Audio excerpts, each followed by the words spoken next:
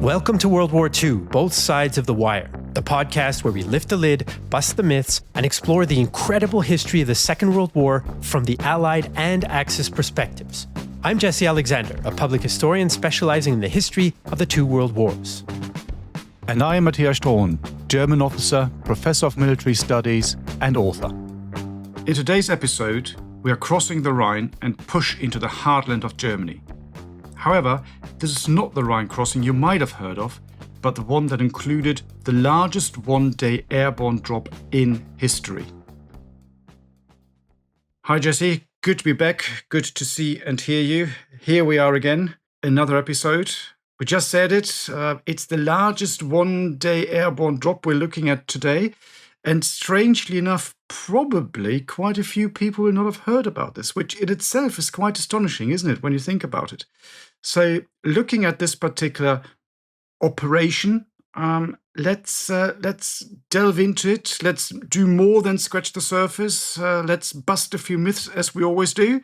And I think before we drop all these people out of the sky, to be perfectly honest, this concept of jumping out of perfectly fine working planes is still absolutely alien to me, but there we go. But before we look at this and before we do cross the Rhine, I think, as always, we need to look a little bit at the general situation that leads up to this so we get a better understanding of the context. So what happens in 1945? Because that's where we're at now.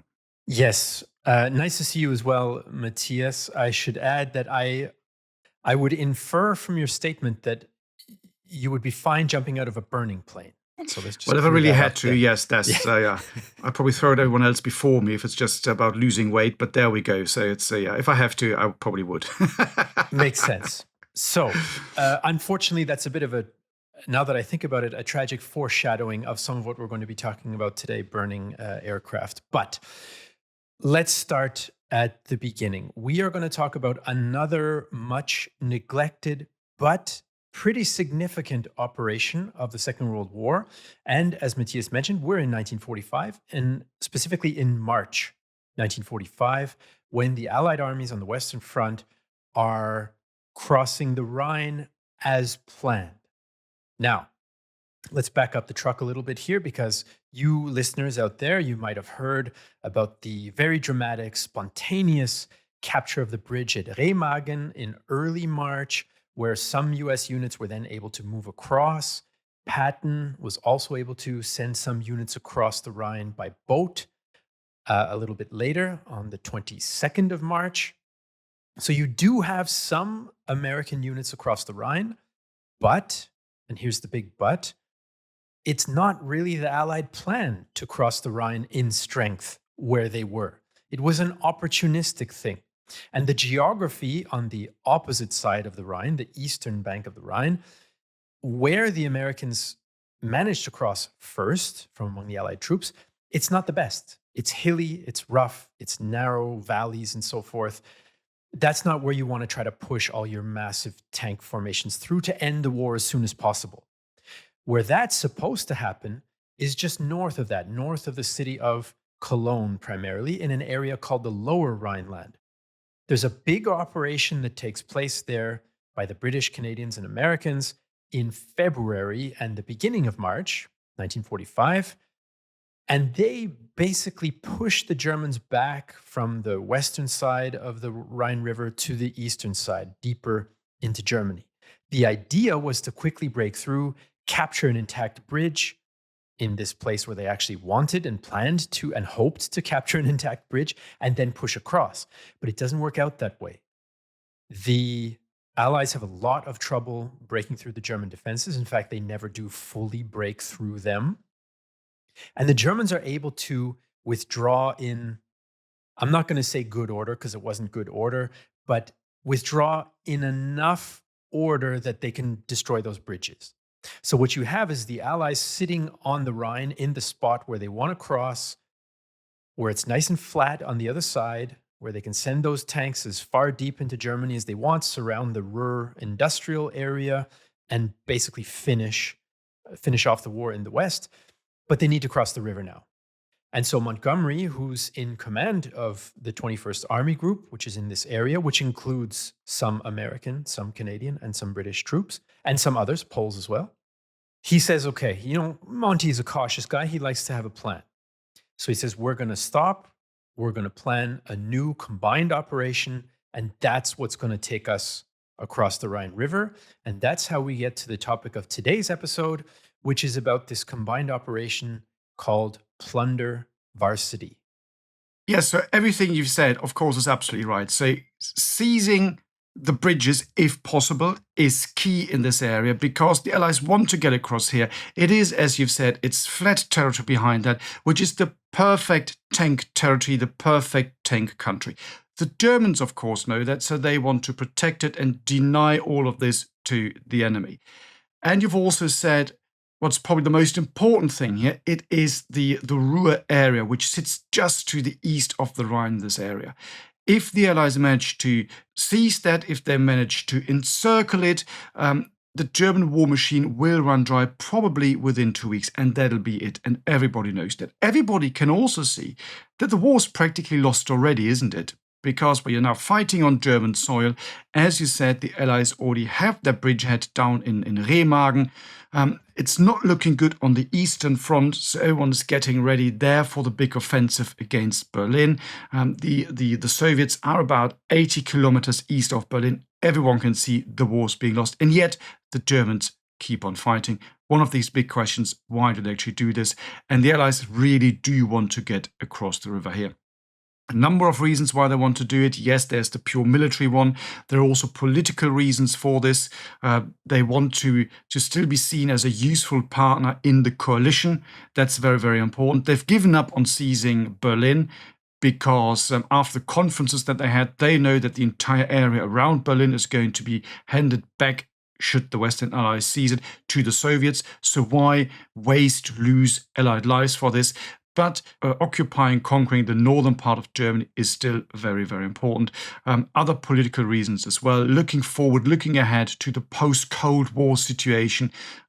Just being seen as an important partner, or perhaps not partner, but adversary, because the writing's already on the wall at that particular time. So perhaps Hitler had it right, who said that, well, if only the Western Allies would see sense and fight with us against the Soviets, that's a different story. But the interesting thing about our story of today is, of course, the crossing itself. The Rhine is a very, very big river. It's extremely fast flowing. It's very dangerous. Even today, many people drown in the river every year because the currents are very, very unpredictable. So it's difficult. And of course, you have this airborne drop, this huge airborne drop that comes in, the largest one in history. Some people have written about it, but to my knowledge, it's not something that really is out there that people are aware of. You talk about an airborne drop in World War II. If you're German, you talk about Crete. If you're Allied, you talk about Arnhem. And that is pretty much it. Varsity hardly ever plays a role. So let's delve in a bit deeper and have a look at what actually happens there. So you've already set the scene there for the Allies. I've already talked a little bit about the Germans. Well, the Germans are basically, they're done, aren't they? They can see it. Everyone else can see that. The last thing they really have is this defensive line on the Rhine, which has been breached already because the Allies have the bridgehead at Remagen, but still they keep fighting. They know that this area really is important. There are other reasons why this is important. They're now fighting on German soil. They're defending their home territory. That is always a big morale boost. There is also a thing about the Rhine itself. In German mythology, the Rhine is very, very important. In a previous episode, I talked about that in a bit more detail. I talked about this very famous song, the Watch on the Rhine, and every German at that particular time knew that and knew what that meant.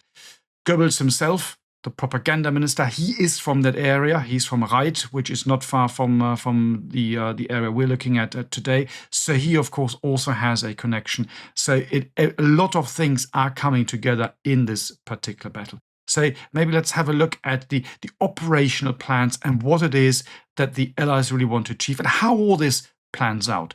Well, the Allies develop a plan that's based on two mutually supporting operations. One of them is from the air. It's an airborne operation. As we said in the lead off, it's the biggest one-day airborne operation in history. You're going to have 16,000 paratroopers and glider-borne troops that end up on the ground from the air in one day.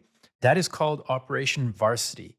But that is kind of the follow-up volley to the ground crossing, if you will, of the Rhine, which is called Operation Plunder.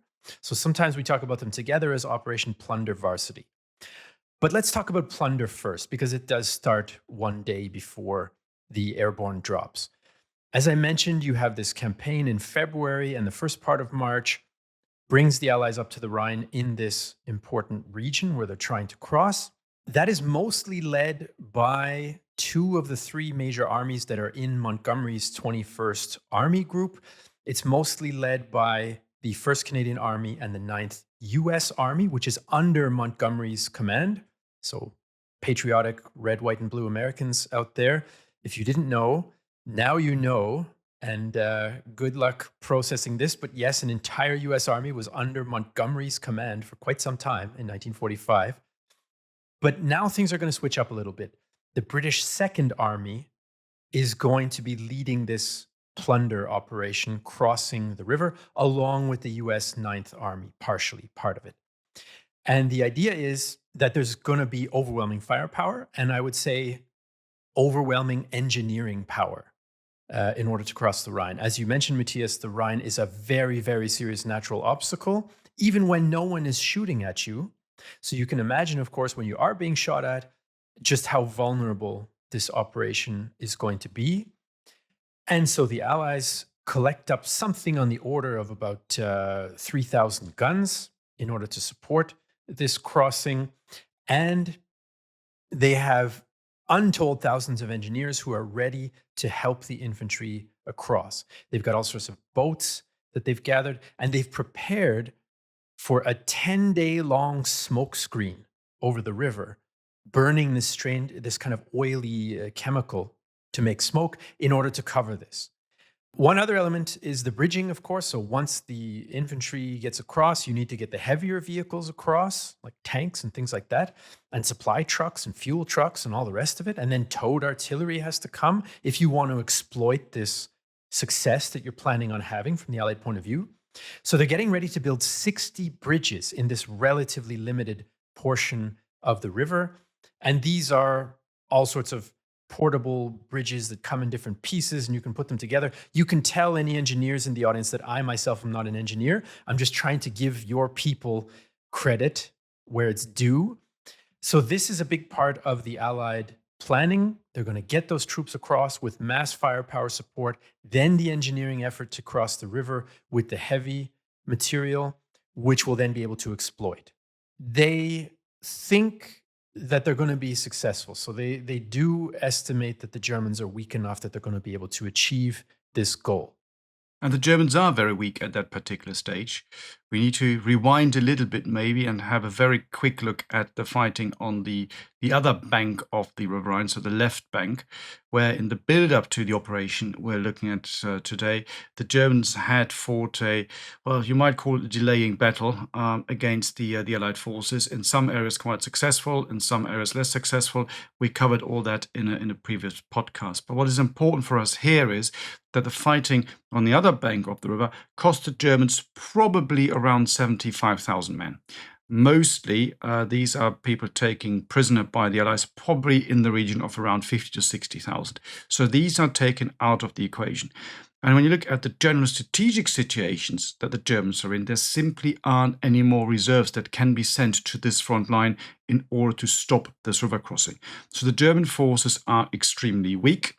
They are basically, you might say, perhaps broken, because most units had been through the mill on the other bank. They had to withdraw.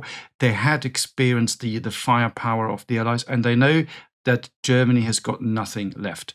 So it's really a quite dire situation. Yes, they're still keen to a degree to defend the fatherland. On the other hand, they also know that the Soviets are knocking on the door of Berlin. So some people in the German camp are already beginning to think, well, if we don't open the door here in the West to the Western Allies, all of Germany will be conquered by the Soviets. Is that what we really want? And you can see there is underlying pressure and tensions in the German military as well. And you can see all the desperation all the way from the tactical level, all the way up to perhaps the operational, perhaps even the strategic command. Look at the Army Group Commander Blaskowitz, a very experienced general who has been tasked with the defense of this area. And by this stage, even he knows that the game is pretty much up. And that runs through pretty much all of the formations and the units in the German army. So how strong the resistance is really going to be, how strong the resistance can be, because the troops are weak. They do not have a lot of equipment. You do need firepower to stop the river crossing. The Germans have got hardly anything left. The problem for the Germans at that stage is also, even if you do have a gun, if it opens fire, you know that within a few minutes you'll have counter-battery fire coming onto you, or perhaps aircraft firing rockets at you. So even the guns that you do have are neutralized by the sheer firepower that the Allies have. So a very, very desperate struggle on the German side that you can see here. Yeah, I've read an account from a German artillery officer basically saying, I'm going through the motions, and if I dare to order my battery to fire something on a target that we acquire, I know that we're going to pay for that, and we're going to pay for that pretty much immediately. So I'm paraphrasing him, of course. He didn't put it this way as an aristocratic officer in 1945, but he basically said, I'm between a rock and a hard place, because if I try to do my job, some of my people are going to get killed, and maybe me as well. And the level of risk is just so high in his particular case. Now, on the other hand, things on paper for the Germans might sound not as bad as they are in practice, because the defending formation is the first parachute army, or first Fallschirmjäger army, which sounds, Fallschirmjäger, they are considered Always go German. Elite. Always go German. It's very important. Always. They're considered elite units. They are still more effective than most of your regular units, and certainly some of the scratch, Volkssturm militia, even though they're not used that much in the West. So the paratrooper units are still quite good, even if weakened, and it's a paratrooper army. But of course, under the surface, there's not a lot there to work with, especially as you mentioned in terms of firepower. They do have a couple of armored divisions, panzer divisions, but they're so extremely under strength. I mean, we're talking about a few dozen tanks that are operational here, not much more. Most of the German reserves have been sent to the east. Some have been sent south to contain this earlier American crossing around Remagen. So they really don't have much left. And this is a point of debate. Maybe we leave the debate until the end of the episode, but the Allies, in retrospect, clearly overestimate, I think it's fair to say, the Germans. There was a whole discussion about should they have tried to cross the Rhine immediately after moving up to the western bank, even though they didn't capture a bridge in this area where we're focusing today. And this is a bit of a part of that, this constant sort of caution that we talked about last time in a previous episode. In any case, that's more or less, I think, the overview for Operation Plunder, which then begins on the evening of the 23rd of March, 1945. And you have a bunch of British divisions crossing and a couple of American divisions crossing, if memory serves, the 79th and the 30th. There's a Highland division, I believe, that crosses as well, the 51st, very, very famous formation from the First and Second World Wars. Now, the crossing goes relatively well, I think it's fair to say, from the Allied point of view. They do take some losses. In fact, the commander of that Highland division, General Tom Rennie, is killed during the crossing. But they're able to get across, and they're able to start pushing the Germans out of their positions closest to the river. So this is a fairly positive sign from the Allied point of view. There are British commandos that play a fairly significant role in the battle. They cross close to a town called Wesel, which is where one of the bridges was that was an original objective of the previous offensive that the Allies didn't achieve. And so the commandos are responsible for capturing part of the ruins of Wesel, which is bombed into ruins at this point. Overall, things go relatively well. But of course, that doesn't mean it goes off without a hitch entirely. But things are kind of, I think we can say, going to plan for the Allies. Well, in many ways, you could probably be even more positive and say it's going far better than anyone could have hoped for. When you look at the crossing, you already mentioned it. So the first one is the 51st Highland Division under the 30 Corps under General Horrocks. Starts the operation on the 23rd of March, as you already said, at around 2100 hours. And in the early hours of the next day, they brought all their brigades across with relatively light losses. Yes, you mentioned some of these already, but probably lighter than expected, particularly when you look at the experience that the troops had had from, for example, other amphibious landings. I mean, if you want to call it, if you want to compare it, go to Normandy or whatever, but the casualties are very, very high. So this actually goes really, really well.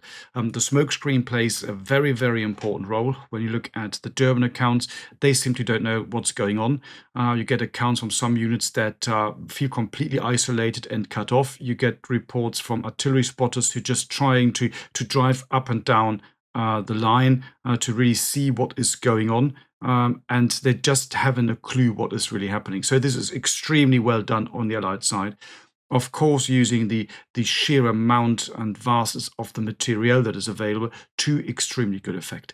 As you say, there are a number of very, very small glitches, but not many. One is, for example, at a place called Rees. It's a small town where there's a little bit of fighting. And that was quite important to the Germans. That's why they put up a very strong fight there to the 26th of March, actually, the morning of the 26th. And that's mainly because it's a good place for artillery spotters.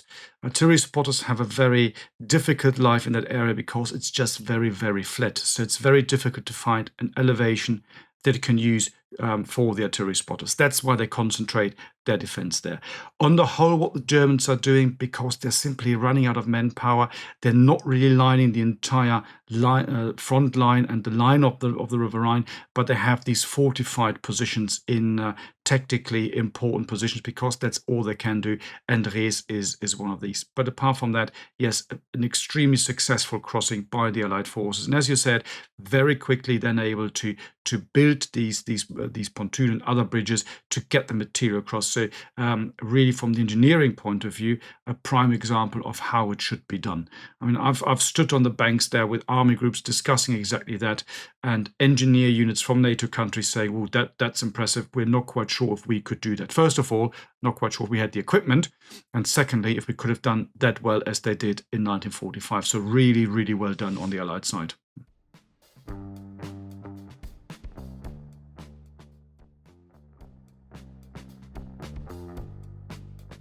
Yeah, and to give another example of just how well things end up going, in the American sector, it goes even better than in the British sector. So there is no point of resistance like Rees against the Scots. There, the two US divisions, they only have 30 casualties on that day crossing over. And several of those were from hypothermia because their boats tipped over as they were crossing because the river is, it's deep, it has a quick current, and so on and so forth. So by the end of the 24th of March, so after one day, essentially, the Allied bridgehead in this area is 40 kilometers long and it's 10 kilometers deep or thereabouts.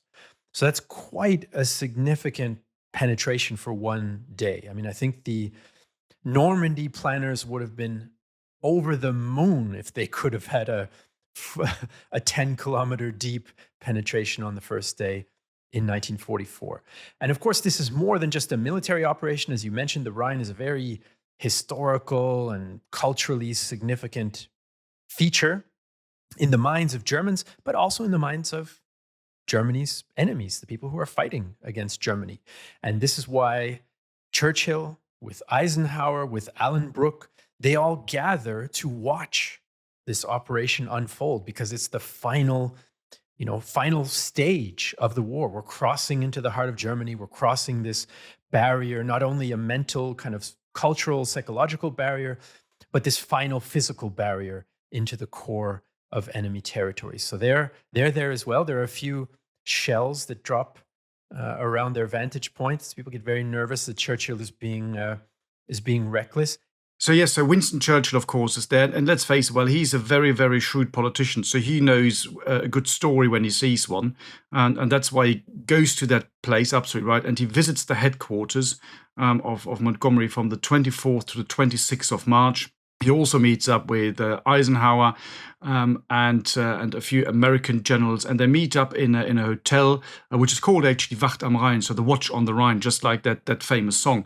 And they watch the activities that are happening and troops crossing the Rhine. And yes, and Churchill gets, in a very Churchillian sense, very excited, and he then crosses the River Rhine as well, to then cross it again later on over a bridge. The first in a boat, then a bridge, and of course he makes sure that he is photographed when this happens, and that's a huge news story, as you can imagine. So the Rhine's been breached. Churchill is there. I mean, what a better story than that? I've got no idea. You can't think of one. So this is really a big, big thing for Churchill, particularly the British at that point, because he is there, and also the Western Allies on the whole. He then also sits down, has a breakfast there on the right bank of the Rhine. So again, for whatever reason, I'm not quite sure, but that gets of course filmed and photographed as well. So that's a big event, and yeah, the Brits in particular, well, they pull all the stocks and make sure that this gets sent out all over the world. So very, very clever. And if you happen to be in the area, there is a little memorial, a little plinth where you can go to the spot where Churchill crossed, and you can compare it with the film footage from the news, the newsreels and so forth at the time. It's quite an interesting place to be. Unfortunately, the day I was there, it was bitterly cold and very windy, and so I didn't stick around any longer than I absolutely had to for the film project that we were working on. But I don't want this to give you listeners out there the impression that there really wasn't much in the way of fighting. It's obviously less intense than what we're used to in the Second World War from Normandy onwards. If you're on the ground and you're an individual British commando or German soldier or German paratrooper or Canadian or American, if you're getting shot at, it doesn't matter where it's coming from. It doesn't matter how many others of your comrades are getting shot at. You are getting shot at, or you're in combat. And it's still an extremely intense and frightening and so on and so forth experience. And one of the areas where there was some combat was in the ruins of this town of Wesel, where the British commandos crossed the wreckage, let's say, of a railway bridge, get into the town and start to capture it, mostly making prisoners, but also then fighting when need be. And there was a German general commanding some of the forces in this town. His name was General Alfred Deutsch, and he's killed in the fighting. And his demise is the subject of some interesting kind of anecdotal debate. There are some different stories. There's an account, a German account, that of course, when the British commandos get to his headquarters building, or the cellar of the ruins of the building where he had his headquarters, he went down fighting, firing from the hip with his MP40 or whatever, and shouting Heil Hitler and so on and so forth. But then there's another account from a British commando by the name of Philip Pritchard.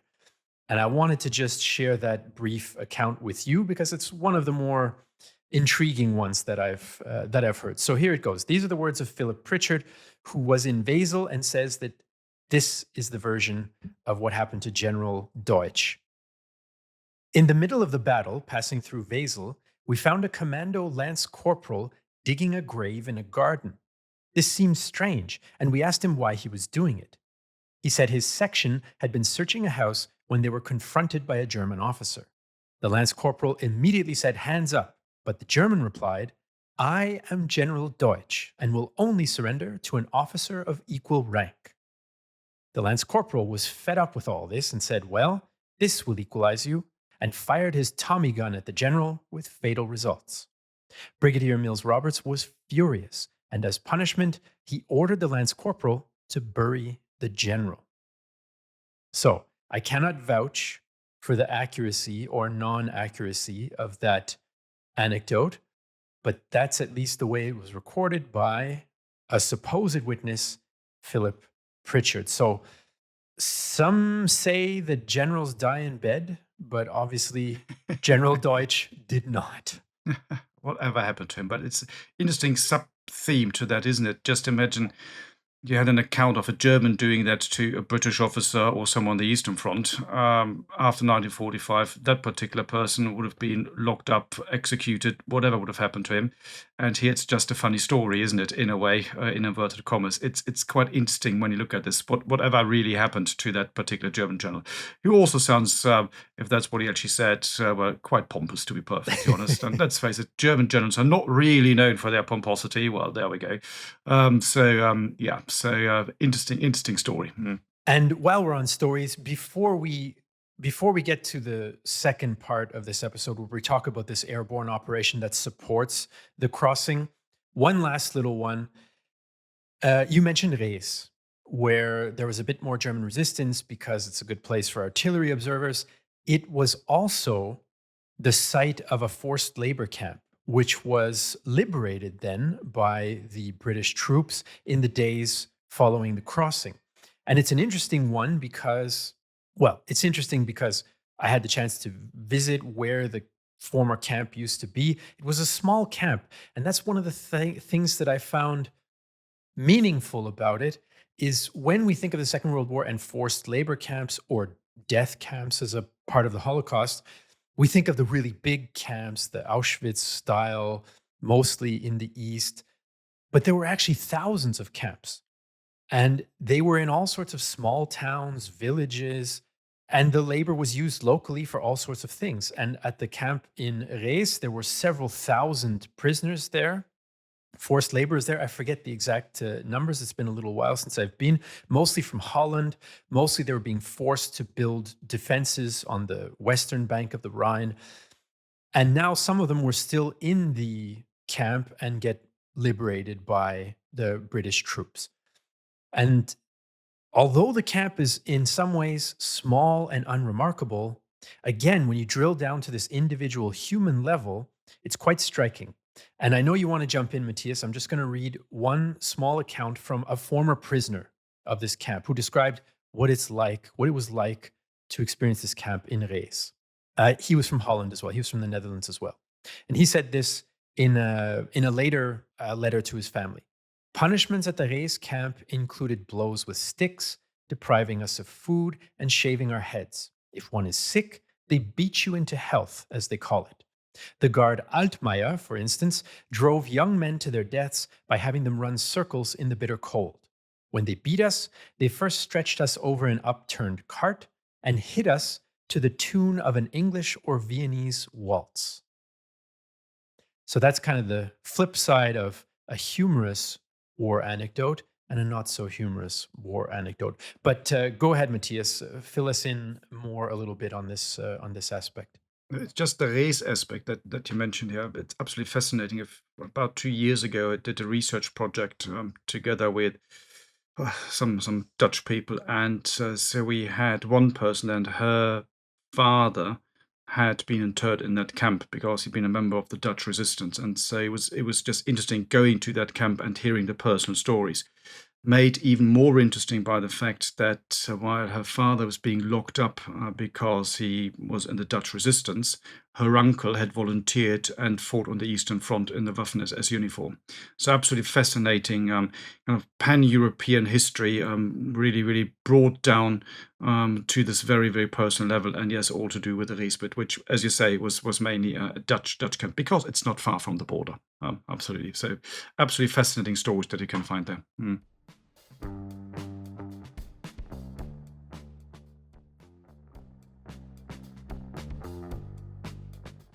Right. So while this crossing is happening with ground troops supported by the engineers, the very next day, so ground crossing is March 23rd, and then starting on March 24th, you have what we might call if you'll permit me here, the playful euphemism, the pièce de résistance, the most dramatic aspect, which is this huge airborne operation called Operation Varsity.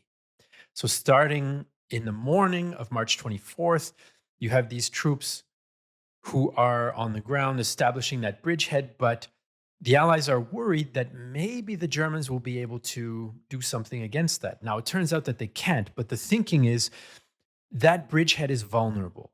And so you want to be able to stop the Germans from moving up troops to squash the bridgehead or from using their artillery batteries that are maybe a couple of kilometers behind the river to bring down fire on those exposed infantrymen who are crossing the river in boats or in poor tactical positions when they just land on the other side. So you want to stop that, right? And one way to do that is to drop a whole bunch of troops in gliders, but also in parachutes, a couple of kilometers behind the line on some high ground. And there's a small river running to the east of the Rhine called you can correct my pronunciation, I'm pretty sure it's Issel, this small river, and there's some high ground around it. So this is the target for the 10 drop zones for British and American paratroopers, but also glider troops. And that's Operation Varsity. They drop in the 6th British Airborne, 17th US Airborne, and they're supposed to neutralize all the German reserves, get all the high ground, and neutralize the German artillery to help with the success of the land crossing. And that's exactly the plan. And when you look at the original plan, they'd been even more ambitious, which is really interesting because the original plan had been to drop 3 divisions simultaneously. They then realized that they didn't have enough transport planes and gliders, so that's why one of the divisions was basically stood down, and that's why you end up with the one British one and the one American one. Because they were absolutely adamant that what they wanted to have was the absolute element of surprise. And they want to drop them all at the same time, so they arrive at the same time and can then start doing what they needed to do, rather than having a first wave and then a second wave, because by that stage, the element of surprise would have been completely gone. And of course, that's a lesson that they learned, for example, from Arnhem and the drops that they had in that particular area, where it was done in waves. And of course, the Germans then immediately realize what's going on. In reality, when you look at how this battle unfolds, I'm jumping ahead a little bit, it wouldn't have made a huge difference because the German resistance was relatively weak. We'll talk about it in a minute, but you can understand why they had this thinking at that particular time. They had their wrists slapped, their fingers burned at Arnhem, so they thought, let's not do that again. That's too risky an operation, so let's have them all in one go. And actually, when you look at the numbers, they are really, really big. So the idea was to drop about 7,220 British and 9,700 American paratroopers in one go. Now, even by the standards of World War II, that is pretty big. These are big numbers because you need planes for that. You need planes and gliders. And in total, you're looking at around 3,000 aircraft. So that really is a huge armada. And just think about the logistical issues that come with that as well, because you need airfields for that. You need to coordinate this. So the idea that they came up with was that the British 6th Airborne would be deployed from the UK, airfields in the UK, whereas the Americans from airfields in France, relatively close to Paris. And just coordinating that is really, really difficult. And the fact they managed to achieve all that is really, really impressive. So well done, the airborne troops, and also the planners. There's some things that don't really go according to plan, because when they start dropping them, some of them end up in the wrong drop zones. For example, one of the glider units ends completely the wrong drop zone, but they all land in some sort of drop zone, even though it might not be the right one. There's a little bit of confusion, but they overcome that relatively quickly, and it goes reasonably well. Another thing that is really interesting when you look at this is that the drop happened in broad daylight. Normally, again, for example, look at what happened in Normandy in 1944. Airborne forces would be dropped at darkness because that gives you extra cover. Here they said, well, first of all, the Germans are already so weak that they can't really put up proper resistance. And also it makes the coordination of this huge air armada much, much easier. So in broad daylight, these guys then jump down. And you do see that there is a bit of the flip side, the negative to this, because particularly the Americans, they come under some fire from the Germans. One of the units in the American sector there still has, by their standards, a relatively high number of 20mm anti-aircraft guns and machine guns, so they can start firing at the gliders. And the German troops had orders to fire at gliders if gliders came down. If you've got gliders coming down and paratroopers, shoot at the gliders, because whatever you see in films where people shoot down paratroopers, it's extremely difficult to hit one. So you want to concentrate your fire on the glider, which is a much, much larger target. And the Americans lose about 22. as they come down. So there are casualties, but these are within the acceptance, and it's I wouldn't say it's fine, but it's less than that people were fearing what could happen and had happened in other operations beforehand. So by the standards of the day, this is an extremely successful job. I think one of the other aspects is there was a flaw in the design of some of the transportation aircraft that made them more vulnerable to catching on fire. I think there was a fuel line heading to the fuel. I'm not a technical Yes. expert. The collected bit of petrol in the wings, in the tip of the wings. And so in any case, this kind of small design flaw ended up being fairly dangerous, because if they were hit, they're much more likely to burn, and you don't want to be in a burning aircraft. I think everybody can probably agree on that. German, British, American, or what have you, pilot, non-pilot. And so several transportation aircraft were lost due to this defect. And I think that's one of the elements that is injected into the discussion about this operation, and we'll get into the critiques and maybe reasons for them in a few moments. But that certainly led to other losses. Now, we're saying in general that this is going well, and of course it is, even though they do have these losses.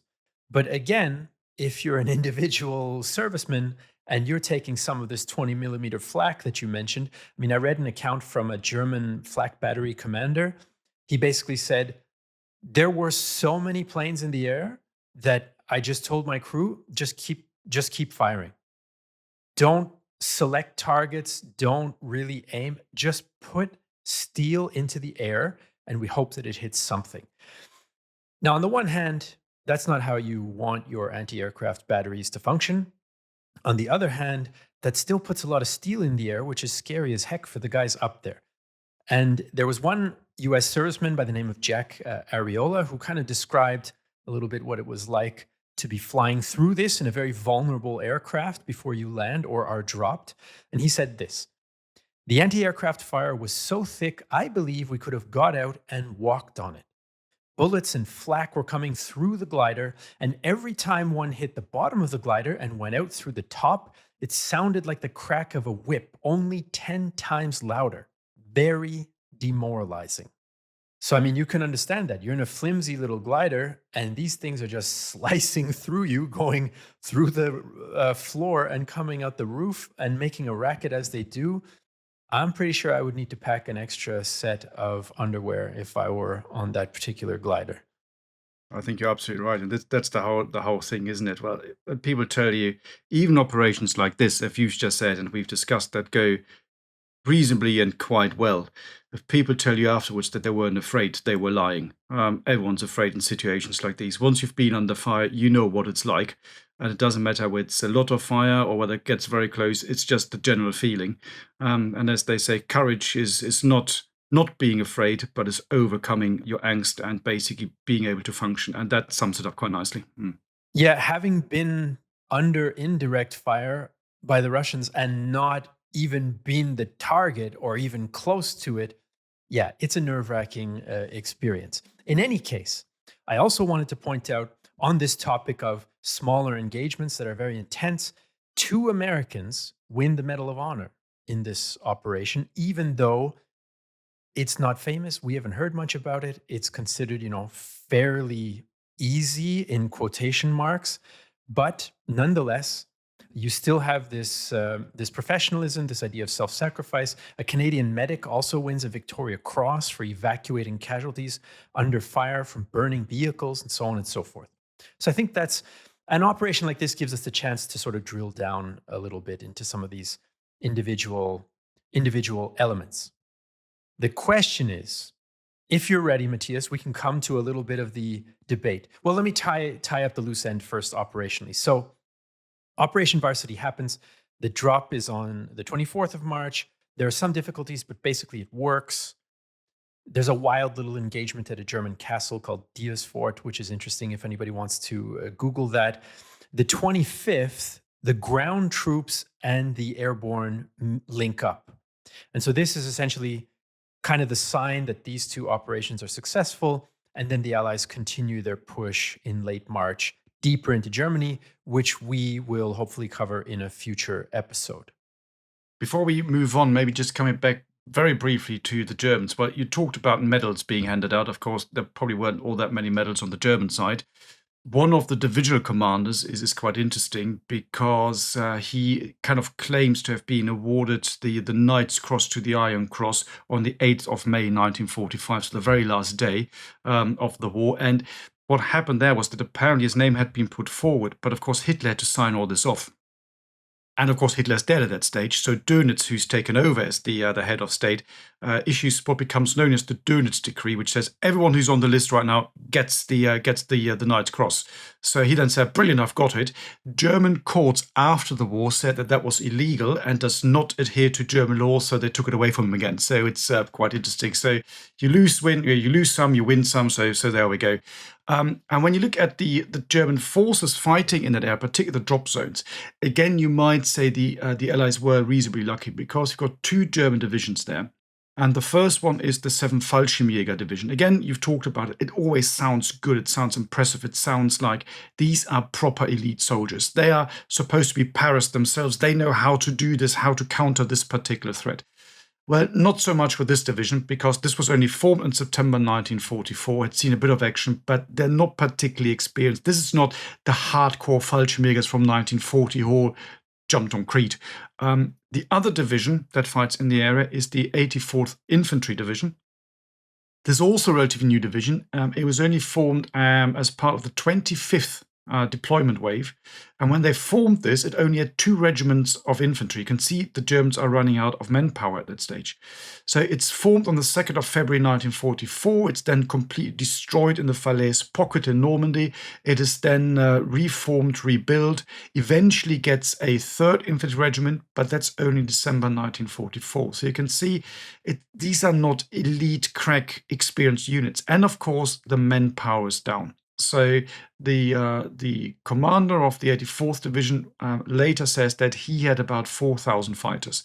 That's about a 4th or perhaps a 5th of what he should have had. So these are really quite weak. And what happens then is also interesting because in the fighting, the 84th Division is basically destroyed.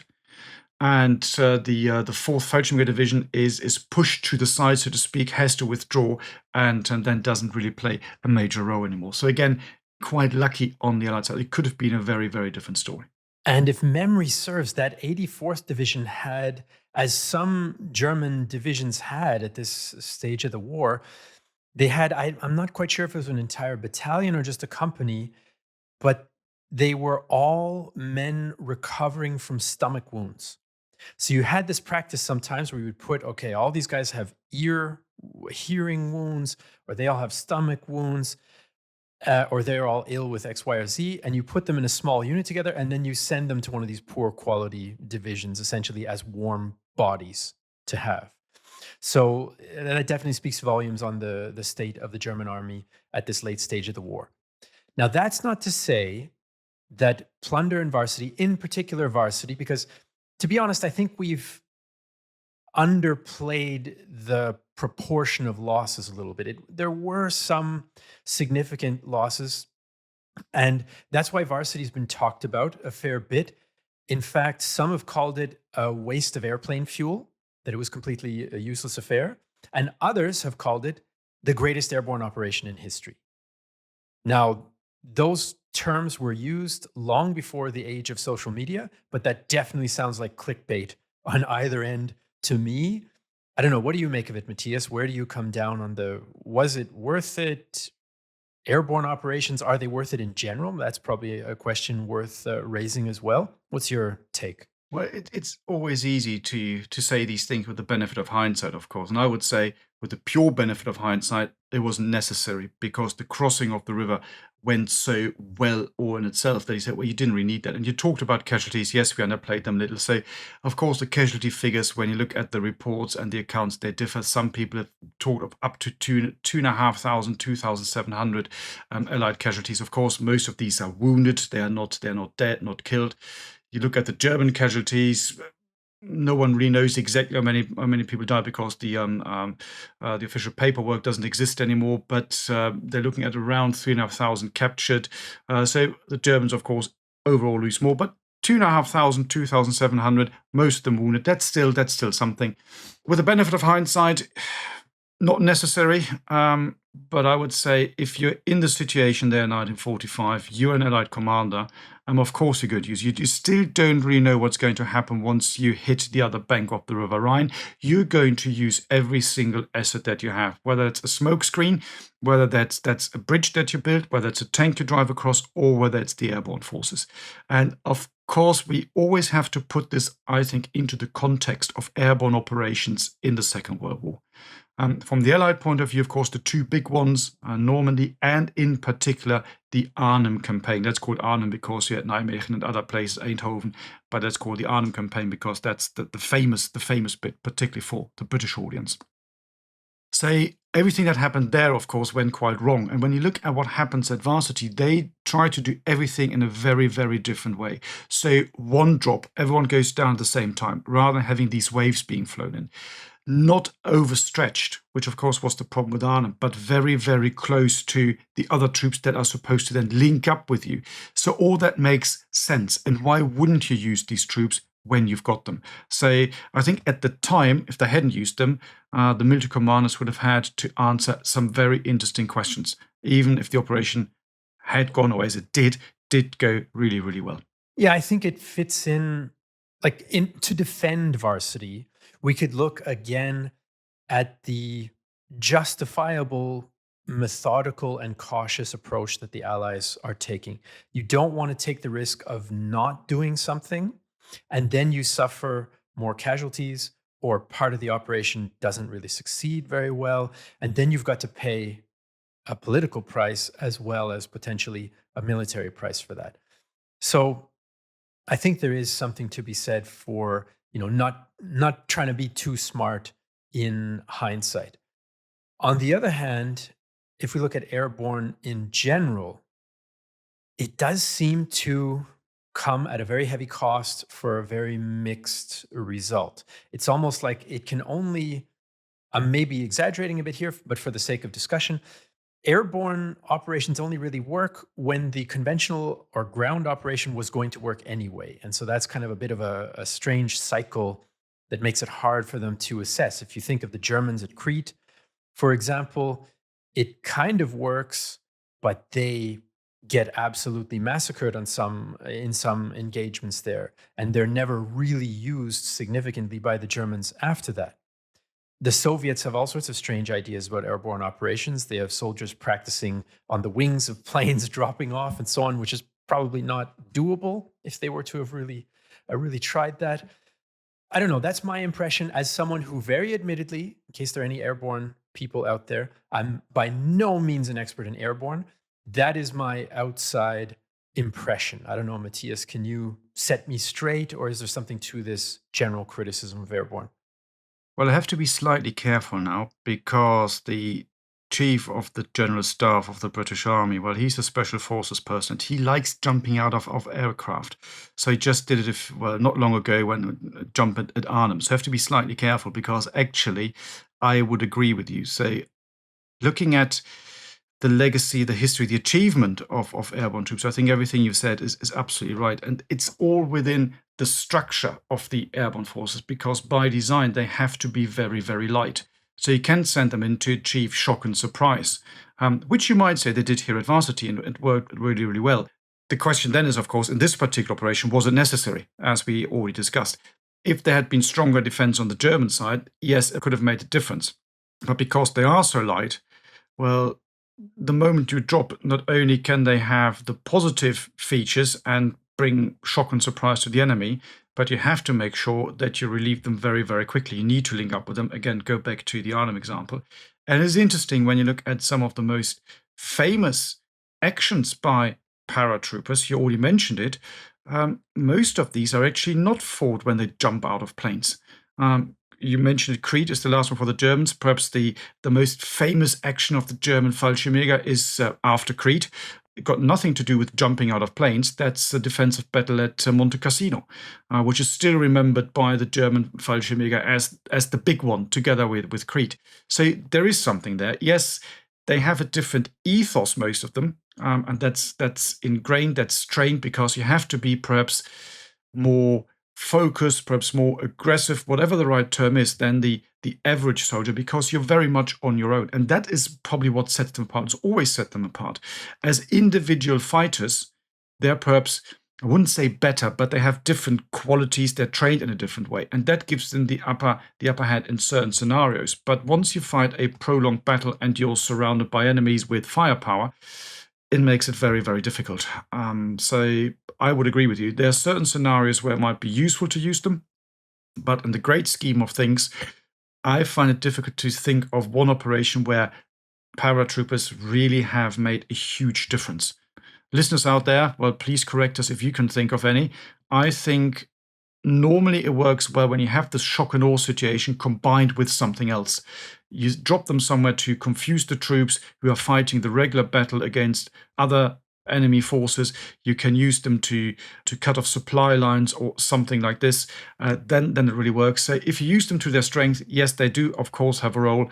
But I think sometimes that card is a bit overplayed.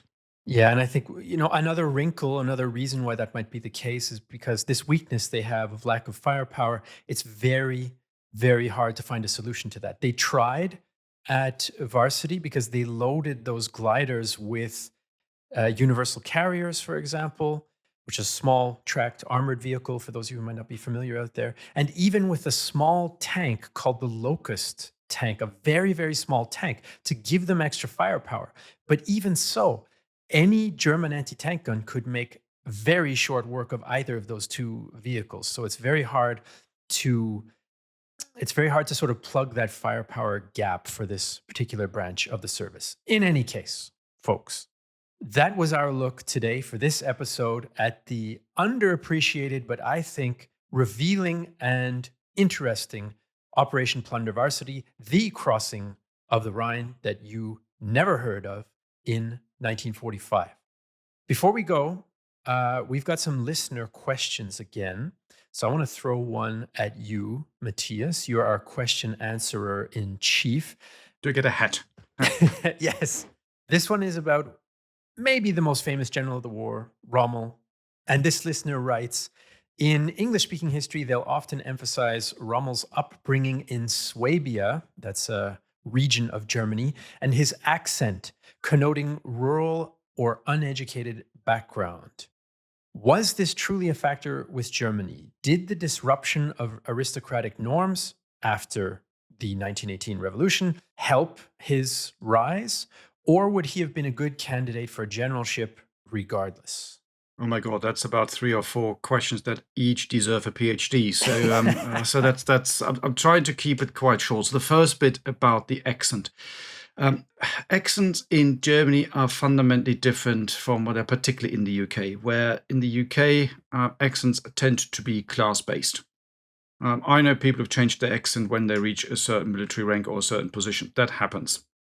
In Germany, that's always been very, very different. Local and regional accents are something that is not looked down upon, depending on where you're from. People are extremely proud of their accents, so that doesn't really play a role.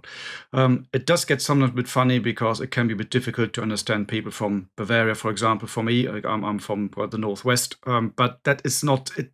It's very, very different.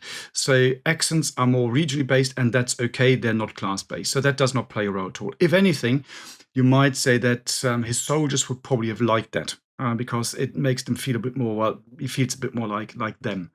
So that's not a bad thing at all. Yes, you do have, of course, the link with the aristocracy here, and to a large degree, because it's the German army, there would have been Prussian who speak very differently. Kind of more of a high German, but then you also had very senior officers from Bavaria and from Swabia, so it doesn't really make a huge difference, I would say. What you do find, of course, that he's not from the aristocracy. He's not a von Rommel. He's just, in inverted commas, a Rommel. In the old days, that would have made a difference. It would have made it very difficult for him to rise, particularly if he had been Prussian to the end of the First World War. The southern German states were always a bit more open. And of course, what you do find is in the German military at that time, you do find a fundamental shift. Up to about 1942, the senior officer ship was very much kind of the old class. So yes, mainly from the aristocracy, von Rundstedt, von Manstein, all these people. You then have a shift for a number of reasons. The first one is simply losses. They lose a lot of people, so they need to find new generals. The second one is, of course, the new idea of national socialism. It's in the word, there is socialism. So the idea of getting the aristocracy out is a very, very strong driver, only emphasized after the July 1944 plot, because most of the driving forces came from the old aristocracy, and Hitler didn't like them at all. Good generalship, and was he a candidate for high posts regardless? He is a very successful troop commander, not in the unit sense, but as in commanding troops. He gets the Pour le Mérite in the First World War. He writes a very famous book, Infanterie greift an, so he had made a name in the First World War. He is then actually, for a time, reasonably close to the Nazi regime. So he becomes the head of the commander of the military entourage for a while. There's a big debate whether he then joined the resistance and was involved in the 20th of July plot. The evidence suggests that he at least knew about it and was involved in the margins. I think the interesting question is, when you talk about generalship and command, is what does it mean to be a good general? Rommel was most definitely a very, very good commander of troops. So he was very good at the tactical purpose, the operational level. I think when you look at the higher level, he wasn't all that good. So I think there's a bit of a myth around him, particularly in the English-speaking world. I think the Germans themselves see all this slightly more critically than other nations. But maybe that was a very long-winded answer to a very long-winded question. In fact, that last part about the legend of Rommel, the myth of Rommel, could be a future episode in and of itself. So some food for thought there. It is interesting that the first, I think, 5 biographies of Rommel were all written in English. Indeed. That tells you quite a bit. All right, folks, there you have it for today. Operation Plunder Varsity, and then a little extra listener question about Rommel. And thank you for listening. We'll see you next time. You've been listening to World War II, Both Sides of the Wire, a Battle Guide production. To support the creation of future episodes, consider joining our dedicated supporter community, where you can enjoy exclusive benefits and connect with like-minded individuals. For more information, please see the show notes, and if you appreciated this episode, please leave a review on your chosen podcast platform. Thank you for listening.